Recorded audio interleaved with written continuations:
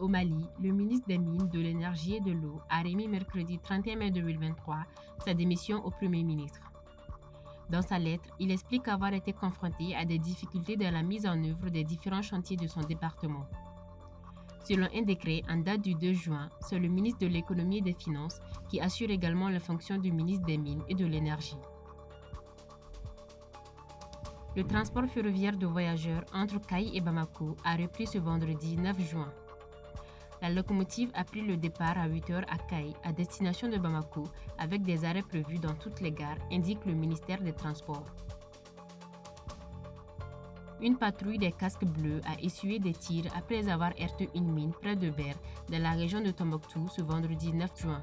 Selon la mission onusienne au Mali, un casque bleu a été tué et 8 autres grièvement blessés.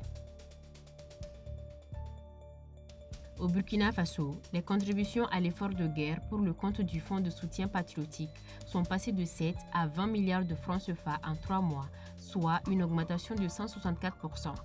L'annonce a été faite en début de semaine lors de la deuxième session du Conseil d'orientation du Fonds de soutien patriotique.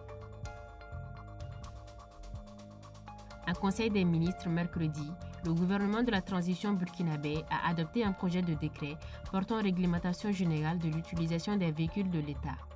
Désormais, il sera affecté à chaque ministre et président d'institution un seul véhicule, a annoncé le ministre en charge des Finances. En plus d'un logiciel de gestion du parc automobile, il est prévu un système de géolocalisation des véhicules de l'État pour une meilleure gestion du parc automobile. Suite à la fermeture de 2 journaux d'investigation au Burkina Faso et au Niger par des services d'impôts, la cellule Norbert Zongo pour le journalisme d'investigation en Afrique de l'Ouest a dénoncé mercredi une situation déplorable et une entrave au journalisme d'investigation.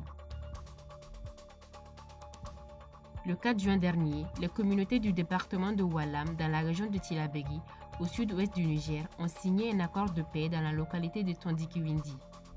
Facilité par le Centre pour le dialogue humanitaire, l'accord de paix de Oualam s'inscrit dans la même ligne que celui signé entre les communautés de Bani Bangou le 21 janvier 2023.